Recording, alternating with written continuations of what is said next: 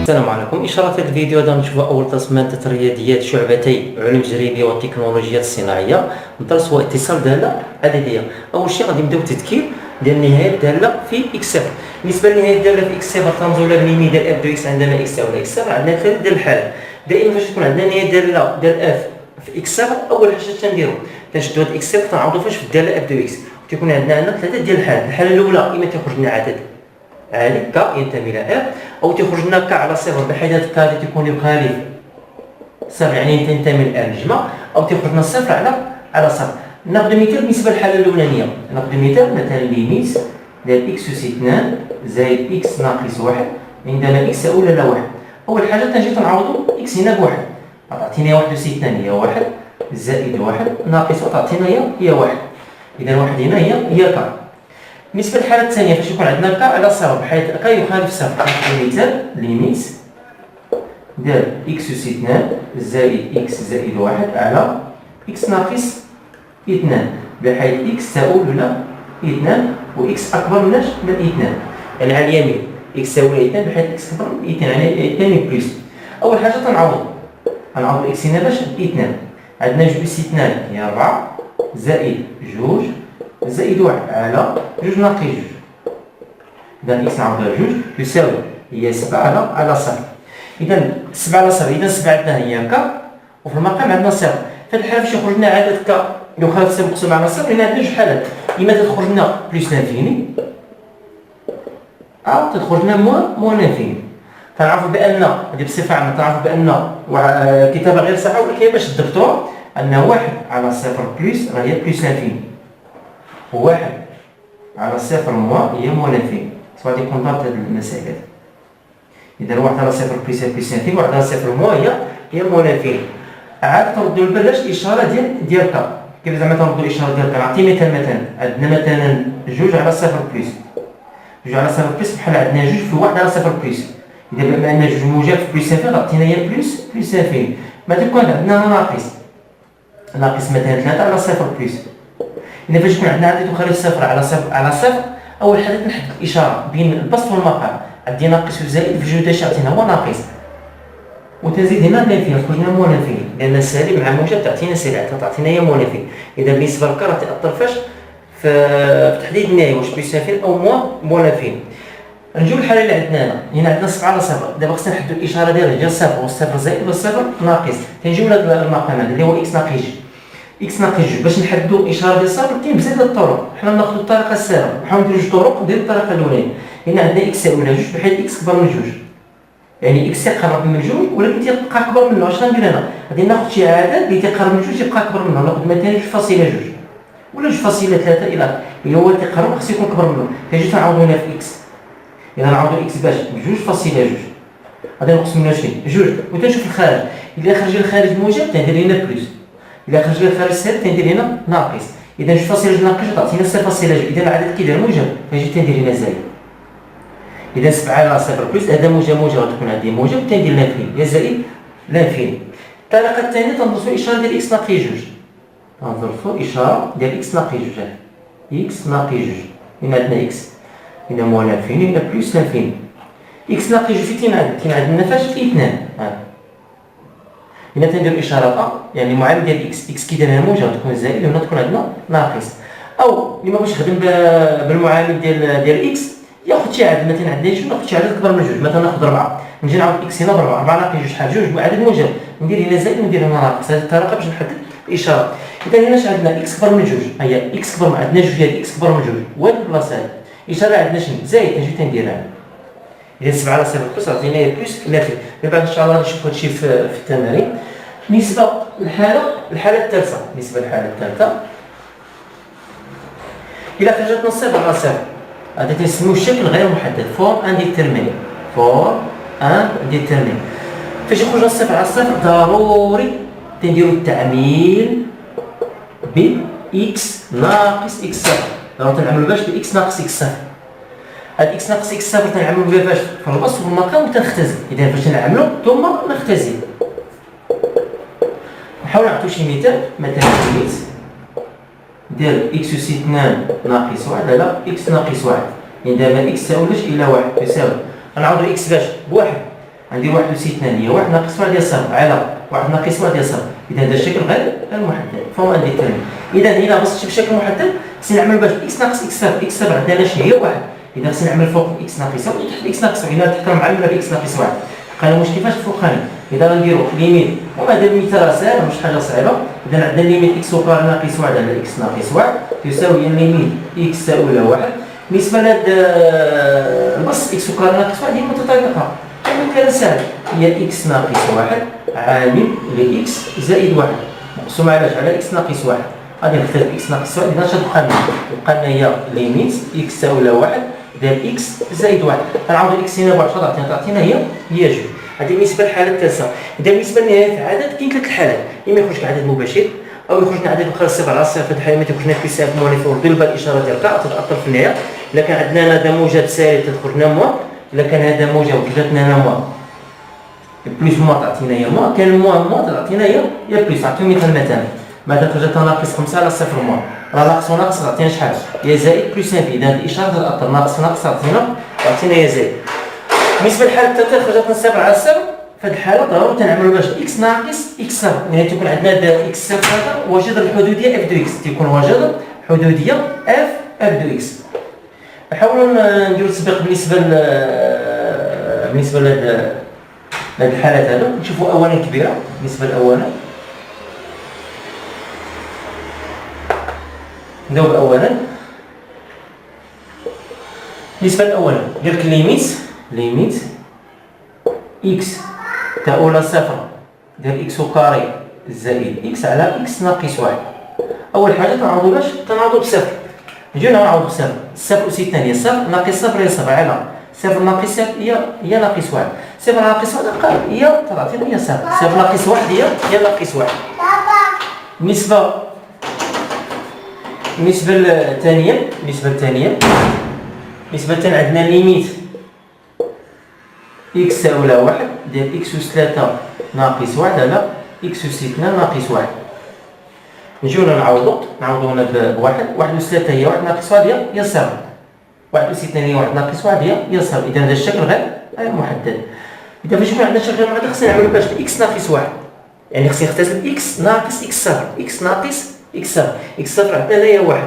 نحاول ندير واحد التذكير بالنسبة بصفة عامة بي دو إكس حدودية. تيقول لك كان عندنا بي ديال واحد العدد أ يساوي صفر. اش نقولوا؟ تنقولوا بأن بي دو إكس تقبل القسمة على إكس ناقص أ. مهمة الدالة تعريف هذا. تقول إذا كان عندنا بي دو أ يساوي صفر أي عدد عوضنا في حدودية وعطانا صفر، تنقول بأن بي دو إكس تقبل القسمة على إكس ناقص هذاك العدد. وغادي نطرقوا إن شاء الله في هذا التمارين هذا. بالنسبة ديالك درتها كمراجعة غادي نحتاجو إن شاء الله في النهاية 5 إن شاء الله غادي نحتاجو هاد التعريف هذا.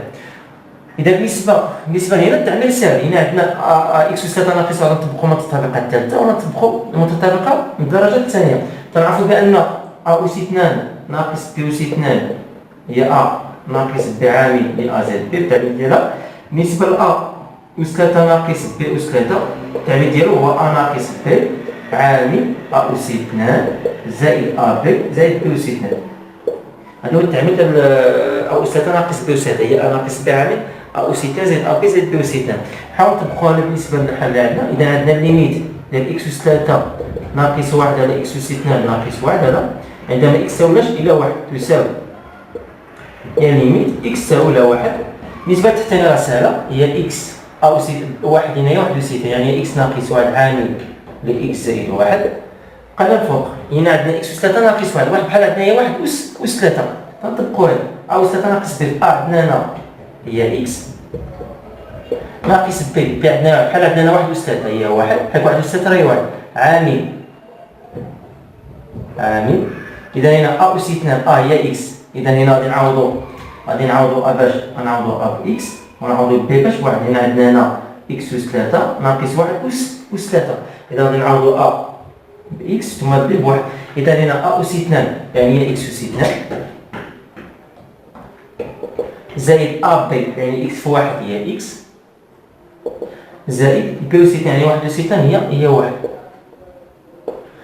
اذا هنا اش تلاحظوا بان اكس ناقص 1 في الوسط ثم في المقام. هنا علاش عملت هنا اكس ناقص 1؟ لان راه عندنا واحد هنا راه جات الحدوديه ديال هذه الحدوديه من الدرجه الثالثه وهذه الحدوديه من الدرجه الثانيه. اذا فاش نعوض تعطينا صفر. الا عطاتنا صفر تنقول لك بي دو اكس تقبل قسم على اكس ناقص ا. اذا هذا فوق انا يقبل قسم على اكس ناقص 1 والمقام تاعو يقبل قسم على اكس ناقص 1. هذا متطابقه يساوي. اذا غنمشي لهذا مع هذا. اذا اش تبقى لنا ليميت ديال اكس اس 2 زائد اكس زائد 1 على اكس زائد 1 عندما اكس ساولاش الى 1. من بعد نعوض بواحد. اذا عوضنا بواحد 1 زائد 1 2 زائد 1 تعطينا هي 3 على 1 زائد 1 هي 2.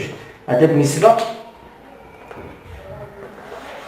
النهايه الثانيه. ندوزو بالنسبه للنهايه الثالثه. بالنسبه للنهايه الثالثه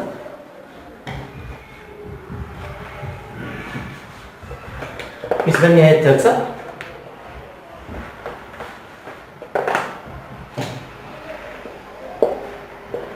اذا عندنا ليميت اكس تاو ناقص 2 ديال اكس اس 2 ناقص 4 على اكس زائد 2. دائما اول حاجه تنديرو التعويض. غنعوضو اكس باش بناقص 2. اذا عندنا ناقص اس 2 هي 4 ردوا لها ناقص 2 بين قوسين ناقص اس 2 ناقص 4 ناقص اس 2 هي 4 ناقص 4 هي صفر. اذا هنا في البسط عندنا صفر. الا جينا للمقام ناقص 2 زائد 2 شحال هي صفر. اذا هذا الشكل غير محدد. في هذه الحاله ضروري خصني نعمل باش اكس ناقص اكس صفر. هنا عندنا اكس صفر هو هذا. اذا تنديرو اكس ناقص هذا العدد اللي عندنا هنا. العدد اللي عندنا هو ناقص 2 ناقص مع 8 هي زائد. اذا خصني نعمل فوق باش اكس زائد 2 في البسط ثم اكس زائد 2 فاش في المقام. اذا بالنسبه للمقام عندنا اصلا اكس زائد 2 معدل الدرجه الاولى حدوديه من الدرجه الاولى. اذا اكس تساوي ناقص 2. اذا عندنا دي متطابقه سهله هي. اذا عندنا 4 راه هي جوج اس 2. اذا عندنا اكس اس 2 ناقص 4 هي جوج اس 2 على اكس زائد 2 يساوي هي ليميت اكس تساوي ناقص 2. اذا نعملوا باش اكس ناقص 2 عامل لاكس زائد 2 على اكس زائد 2. نختازوا اكس زائد 2. اذا تبقى لي ليميت اكس تساوي ناقص 2 ديال اكس ناقص 2 تساوي نعوض اكس ناقص 2 ناقص 2 تعطينا هي ناقص 4. هذه بالنسبه للنهايه الثالثه هي سهله. بالنسبه للرابعه ليميت اكس تساوي 9 جذر اكس ناقص 3 على اكس ناقص 9. بالنسبه للرابعه هي الرابعه. اذا ليميت ديال اكس تساوي 9 ديال جذر اكس ناقص 3 على اكس ناقص 9. اذا اول حاجه غادي نعوض جذر 9 شحال 3 ناقص 3 هي صفر 9 ناقص 9 هي صفر. اذا هذا كذلك شيء غير محدد. اذا باش خصنا نختازو اكس ناقص هذا العدد اللي هو اكس ناقص 9. يعني خصها تكون عندي اكس ناقص 9 في الوسط واكس ناقص 9 في المقام. طبعا هنا عندنا الجذر. اذا عندنا الجذر هنا كاين بزاف ديال الطرق. اما نديرو كاين جوج الطرق. كاين الطريقه الاولى نضرب في مرافق ومن بعد نعمل مختزل. وكاين طريقه اللي نعمل مباشره ومختزل. نديرو الطريقه الاولى الطريقه ديال المرافق. تعرفوا بالنسبه للمرافق تعرفوا بان جذر ا ناقص جذر ب في جذر ا زائد جذر ب غيساوينا هي جذر ا وسيتان هي ا ناقص جذر ب وسيتان ناقص ب. يعني الا بغينا جذر ا ناقص جذر ب اش غيساوينا؟ بغينا جذر ا غيساوينا هو ا ناقص ب على جذر ا زائد جذر ب. يعني من العلاقات تخرجوا هاد الاولانيه ثم تخرجوا الثانيه. الا بغينا جذر ا زائد جذر ب لا بغينا هادي يعني ا ناقص ب نقسم على هادي هي ا ناقص ب على جذر ا ناقص جذر ب. المهم من هاد المرافق هذه. اذا عندنا جذر ا ناقص جذر ب قلنا هي ا ناقص ب تنقسموا على هذه. ولا بغينا جذر ا زائد جذر ب هي ا ناقص ب نقسموا على شحال جذر ا ناقص جذر ب. هنا عندنا جذر اكس ناقص 3. عندنا الحاله جذر ا ناقص جذر ب. هذا شي يساوينا هو ا ناقص ب يعني أسيتان ديال هذا ناقص ب يعني جذر ب أسيتان على جذر ا زائد جذر ب. اذا عندنا باش نفهموها مزيان جذر اكس ناقص 3 تساوي لان هنا راه عندنا هنا راه هي ا أسيتان هي جذر ا أسيتان. هاد ا اللي خرجنا راه هي جذر ا أسيتان من جذر ب أسيتان. اذا اش غندير؟ غندير جذر ا أسيتان يعني هذا أسيتان تعطينا هي اكس ناقص 3 أسيتان اش تعطينا هي 9 على جذر ا زائد جذر ب. يعني هذا هنا تندير بيناتهم زائد تولي جذر اكس زائد 3 جذر ا ناقص ب جذر ا زائد ب. العدد هو نيت غير بلاصه ناقص نديرو زائد هنا في الوسط نديرو أسيتان. هذا أسيتان ناقص هذا أسيتان. الا غادي نعوض ان شاء الله هنا اذا اش غنديرو هنا؟ اذا عندنا ليميت ديال اكس تساوي 9 ديال جذر اكس ناقص 3 على اكس ناقص 9 تساوي ديال ليميت ديال اكس تؤول 9. اذا بالنسبه لهذا الجذر كما قصيتها نعوضوا بهذا. اذا شنو تعطينا اذا بالنسبه لهذا غادي تولي لنا شحال هي اكس ناقص 9 على شحال جذر اكس زائد 3. هذا بالنسبه على عندنا في الماخذ اكس ناقص 9 نزيدو هنا اكس ناقص 9. هاد اكس ناقص 9 تمشي لنا مع اكس ناقص 9. اذا شنو تبقى لنا هي تساوي هي ليميت اكس تؤول 9. غتبقى لنا الفوق غادي يبقى لنا 1 ملي اختزلت هنا تيبقى لنا 1 على جذر اكس زائد 3. اذا نعوضوا هنا اكس ب 9 جذر 9 شحال هي 3. دائما فاش نختزل غير نختزل باكس ناقص اكس صفر عرفوا الشكل ولا عندنا شكل محدد. غير نختزل باكس ناقص صفر تولي عندنا شكل محدد. اذا نعوضوا هنا ب 9 جذر 9 3 زائد 3 هي 6 تولي هي 1 على 6. ندوزو بالنسبه للنهاية 5.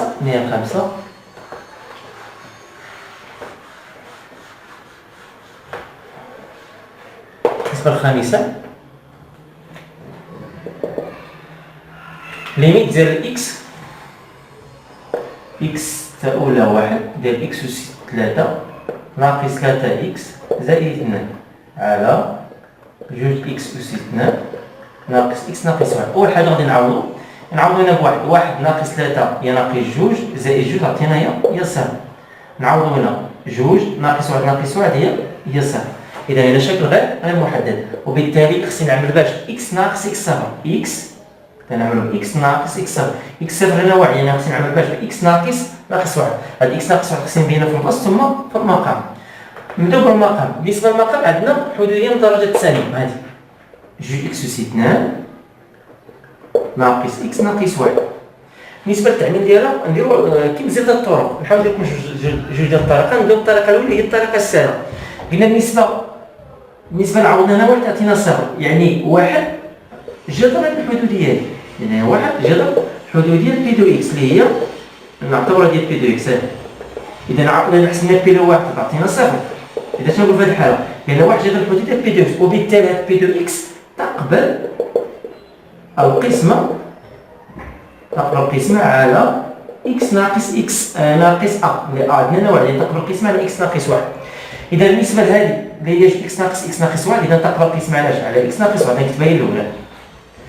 يعني اش تقبل القسمه يعني يمكن نعملها باكس ناقص 1. اذا تبقى لي نحدد المعامل الثاني بما ان هذه معادله من الدرجه الثانيه وهنا عملنا باكس ناقص 1. اذا هنا جوج وهنا خرجنا 1. اذا شحال بقى لنا 1 باش 1 في 1 تعطينا شحال 2. هذه معادله من الدرجه الثانيه. هذه حدوديه من درجه 1. اذا شنو بقى لنا حدوديه من درجه 1 باش 1 زائد 1 تعطينا شحال تعطينا 2. باش نصيبوا هذا المعامل الثاني شنو ندير كنشد الاخراني هذا الاولاني هذا جوج اكس وكاري كنقسمو على هذا كندير جوج اكس وكاري قسمه على اكس غتمشي لنا اكس مع اذا جات تبقى لنا جوج اكس. يعني بصفه عامه هذه العاده تنحطو هو النيت وتنقص الدرجه. اذا كان عندي جوج نقصها تبقى لنا شحال هي 1. هذه في جميع الحدوديات. بالنسبه في القسمه الاقليديه ديما هذا الاولاني هذا تيكون هو هذا ولكن تنقص منه درجه.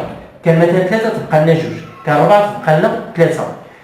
بالنسبه لنا بما ان معادله من درجه اولى اذا تكتب على شكل ا اكس زائد بي. ناقصنا هي جوج بقات لنا بي. فاش نديرو بي تنشد العدد الاخراني مع هذا العدد هذا بالاشاره ديالو. تنشد هذا مع هذا بالاشاره ديالو وتندير القسمه بيناتهم. تندير هذا مقسوم على هذا غندير ناقص 1 مقسوم على ناقص 1 ناقص مع ناقص هي زائد تعطينا زائد 1. نكتبوا الاشاره ديال زائد 1 ثم نحاول نعاود باش نفهموها اكثر.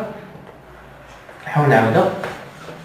إذا بالنسبة ل إكس أس 2 هي بصيغة الطريقة ناقص 1 تندير تساوي غندير إكس ناقص إكس صفر. هنا إكس صفر هي 1 تفتح القوس. بما أن هذه معادلة من الدرجة الثانية وهذه معادلة من الدرجة الأولى بقى ندير معادلة من الدرجة الأولى.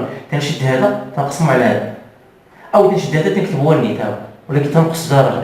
إكس أس تنقص هنا تبقى لنا 1. بالنسبة للثاني تنشد هذا تنقسمو على هذا كامل كندير القسمة ناقص 1 نقسم على 1 تدوني لي زائد 1. هذا هو التعميل ديالها. اذا التعميل ديال اللي عندنا في المقام. بالنسبه للمعادله من الدرجه الثالثه نركزوا على الطريقه ديالها سهله. بالنسبه للمعادله من الدرجه الثالثه كاين بزاف الطرق. بالنسبه لهذه المعادله من الدرجه الثالثه ممكن لكم ديروا القسمه الاقليديه او ديروا الطريقه اللي درتو في جدول مشترك عامل لاكس ناقص اكس 1 عامل اكس ناقص اكس 2. بحال اكس واحد هنا راه هو واحد جذر الحدوديه. هاد اكس جوج بحال اكس واحد هنا ماشي يساوينا هو واحد. باش نصيبو اكس جوج هنا عندنا هو المعامل ديال اكس وسيتنا. اذا عندنا هنا هو جوج هو جوج. بقى لنا اكس جوج. اكس جوج باش نصيبو نطبقو العلاقه ديال الجداد. نعرفو بان اكس واحد في اكس جوج تيساوي شحال؟ سي على ا. بالنسبه لسي هنا هي ناقص واحد، وبالنسبه ل هنا هي جوج. عندنا انا جوج، عندنا بي هي ناقص واحد، وعندنا سي هي ناقص واحد. اذا بغينا الحل الثاني اللي هو اكس جوج نعرف اكس واحد باش عندنا الحل الاولاني هنا اكس واحد راه هو واحد، نعرف اكس واحد هنا بواحد نضربو في اكس جوج تساوي سي عندنا هنا هي ناقص واحد، وعندنا هي جوج. يعني اش تساوي اكس جوج هنا؟ اكس جوج تساوي لنا هي ناقص واحد على جوج، مع الناقص تولي لنا هي زائد واحد على جوج. تنجي جوج تندخلها هنا تنضربو في هذا المعامل هذا. اذا جوج في اكس تولي لنا هي جوج اكس، وجوج في واحد على تمشي جمع تبقى لنا هي واحد. هذه الطريقه الثانيه. الطريقه الثالثه قسمه التقليديه، ولكن الاولانيه اسهل طريقه. بالنسبه للمعادله من الدرجه الثالثه اكس اس 3 ناقص 3 اكس زائد جوج تساوي. يعني كاين بزاف الطرق. نديرو الطريقه الاولى والطريقه الثانيه، وكاين الطريقه الثالثه هي القسمه الاخرى. الطريقه الاولى شنو ندير؟ هذه يقبل قسمه علاش؟ على اكس ناقص اكس سالب اللي هو اكس ناقص واحد. بما ان هذه معادله من الدرجه الثالثه وهذه معادله من الدرجه الاولى، اذا هذه المعادله الثالثه يكون عندنا معادله من الدرجه الثانيه. باش جوج زائد واحد يعطينا شحال؟ يعطينا 3. هذه حدوديه من الدرجه الثالثه. بما ان هذه الحدوديه من الدرجه الثانيه اذا تكتب على شكل شنو؟ اكس اس 2 زائد بي اكس زائد سي. اذا حنا خصنا نحدوا نحدوا البي ثم سي. باش نحدوا تكون دائما هذا تحطو كما هو، ما تنقصوا ليه الدرجه ديما الاولانيه. اكس اس 3 تبقى لك اكس اس 2. اذا عندنا هو واحد. بالنسبه للسي تنديرو نفس الطريقه اللي درنا هنا، تنشدوا الاخراني هذا تنقسموا على هذا بالاشاره ديالو. يعني نشوف الزائد جوج نقسموا على ناقص واحد، جوج نقسموا على ناقص واحد شحال؟ هي ناقص جوج. تكتب هنا ناقص جوج. اذا هنا السي راه هي ناقص جوج. اذا هنا هي واحد. قال المشكل فاش؟ في البي. باش نصيبو باش ندير بالنسبه لهذا المعامل ديال اكس تمشي لهذا الطرف اللي عندنا هنا، تنشوفو المعامل اللي مع اكس هنا. المعامل اللي مع اكس هنا شنو هو؟ ناقص هذا. تنشد هذا تندير ناقص هذا العدد اللي هنا تندير بيناتهم ناقص، والعدد اللي تيخرج تنقسمو على هذا العدد هذا اللي هو ناقص واحد. اذا اش ندير؟ تندير ناقص 3 ناقص هذا العدد هذا ناقص جوج تولي لنا هي زائد جوج مقسومه على ناقص واحد. من بعد نعاود الطريقه. ناقص 3 زائد شحال؟ ناقص واحد نقسم على ناقص واحد عطينا شحال؟ هي واحد. اذا بينا هي واحد. اذا تولي لنا زائد واحد على اكس. هنا هي زائد اكس. نحاول نعاود الطريقه باش تفهموها اكثر.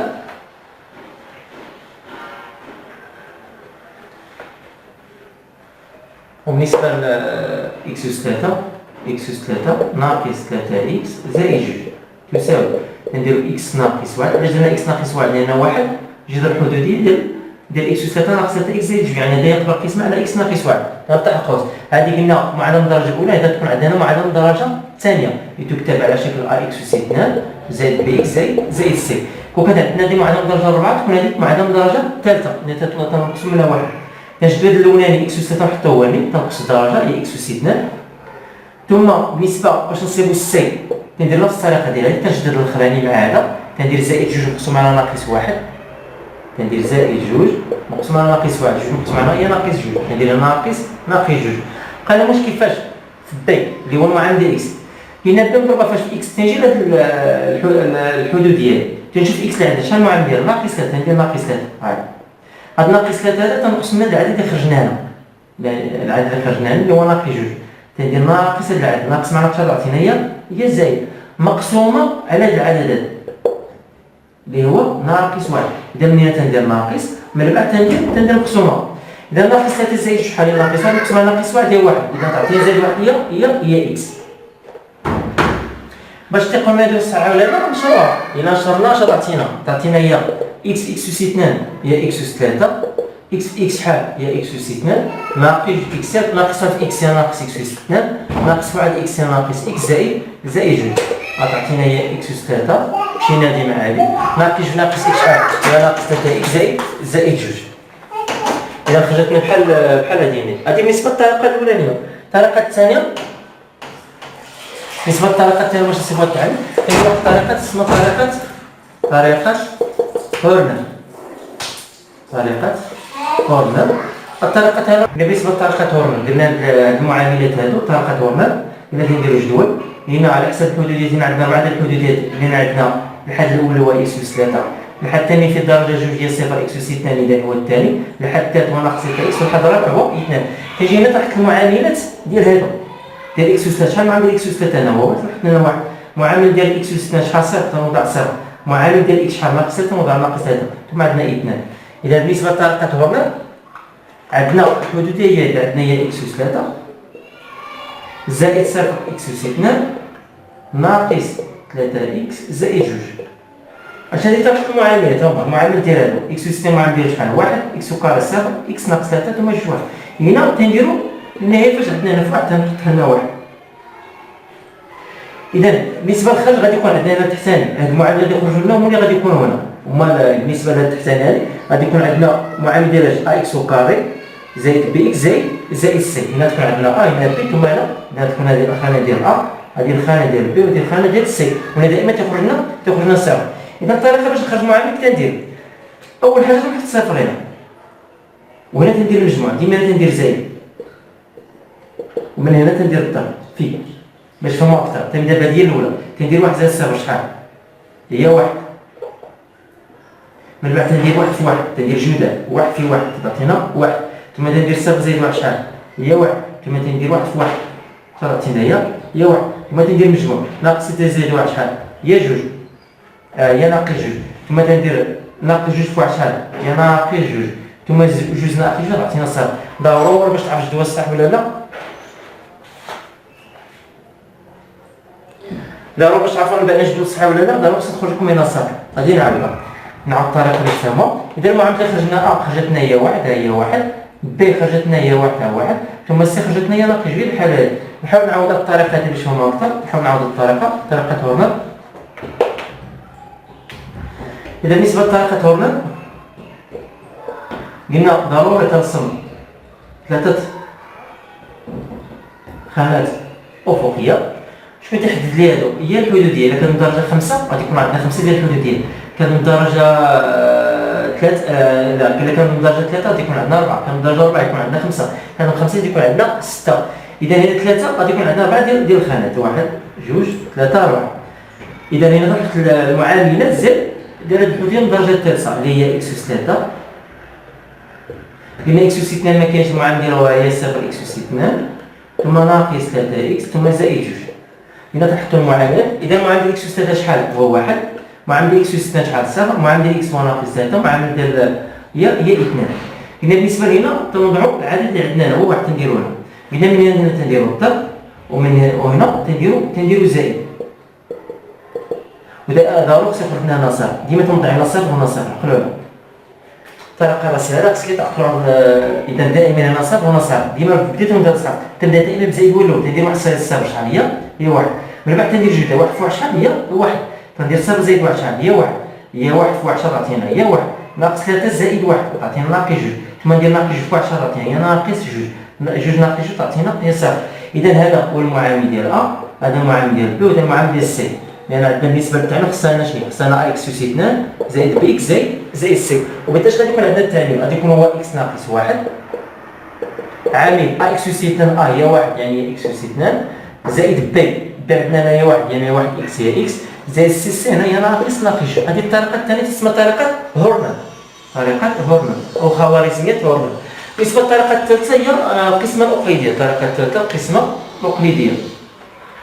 هذا تيشتغل في الجدول المشترك. بالنسبة للقسمة الأقليدية تكون على الشكل، نحاول نكتبو إكس أس 3. بالنسبة للقسمة الأقليدية خصنا نزيد المعامل ديال الدرجة الثانية. إكس أس 3 ندير هي زائد صفر إكس أس 2 باش تجيني سهلة، ناقص 3 إكس زائد جوج. غندير مقسومة علاش؟ على إكس ناقص 1. غنشدو الأولى إكس أس 3 نقسم على إكس تعطينا هي تنقصو درجة إكس أس 2. من بعد ندير جدول إكس أس 2 في إكس تعطيني إكس أس 3 تنغير الإشارة ناقص إكس أس 2 في ناقص 1 ناقص إكس أس 2 تكون هي زائد. لما حاولت نغيرو إشارة هنا ومن بعد ندير زائد، هذا زائد هذا صح. إذا ما غيرتوش إشارة ديرو إلا ما غيرتوش إشارة هنا في الجدول ديرو هنا بلاصة زائد ديرو ناقص. إلا غيرتو إشارة ديرو هنا زائد، ومن الأحسن غيرو إشارة ديرو زائد. زائد إكس أس 2 زائد إكس أس 2 هي إكس أس 2. من بعد تنزل هذا تنزل ناقص 3 إكس ثم تنزلوا زائد 2. كي ما تنزلش زائد تنزل غير هذا ومن بعد الاخر تنزل 2 بحال اذا اكس اس مقسوم على اكس شحال هي اكس. اذا اكس وكار مقسوم على اكس ثم تندير جوج اكس اس 2 تغير الاشاره ديما انا غير الاشاره اكس في ناقص 1 ناقص اكس هي زائد اكس وندير مجموع هذا صفر ديما هنا زائد ناقص 3 اكس زائد اكس شحال ناقص اكس تنزل 2 زائد 2. اذا ناقص اكس مقسوم على اكس اذا ناقص اكس مقسوم على ماشي اكس مع اكس بقى شحال ناقص جوج من بعد ندير جوج ناقص اكس ناقص اكس هي زائد جوج اكس ديما غير الاشاره ناقص جوج ناقص 1 هي جوج تولي ناقص جوج لا تعطينا هي صافي. إذا باش خرجنا صفر عندنا صح علاش لأن راه واحد جدا نحط يعني ماشي زعما يقبل القسمة خصو يكون باقي يساوينا صفر وبالتالي التعميم ديال هذا هو إكس ناقص 1 نضربوه في اللي خرجت لنا. هذه الطريقة الثالثة. إذا هذا التعميم هذا نجي نعوضو هنا اش غادي يعطينا غادي تساوي هي ليميت ديال إكس أولى 1. إذا هاد الفوقاني هذا غادي نعوضو باش إكس ناقص نضربو في هذه هي إكس ناقص 1 عامل إكس أس 2 زائد إكس ناقص جوج مقسوم علاش؟ على بالنسبة اللي في المقام هو هذا التعميل ديال إكس ناقص 1 عامل إكس زائد 1. إذا بالنسبة للدرجة الثانية تكون ساهلة تنشدو غير هذا تنحطو هو تنقص منو درجة وبالنسبة للعدد تنشد هذا بالإشارة هذا مقسوم على هذا ناقص 1 مقسوم على ناقص 1 تعطينا زائد 1. إذا غادي نختزلو من إكس ناقص 1 مع إكس ناقص 1 إذا اش غادي يبقى لنا؟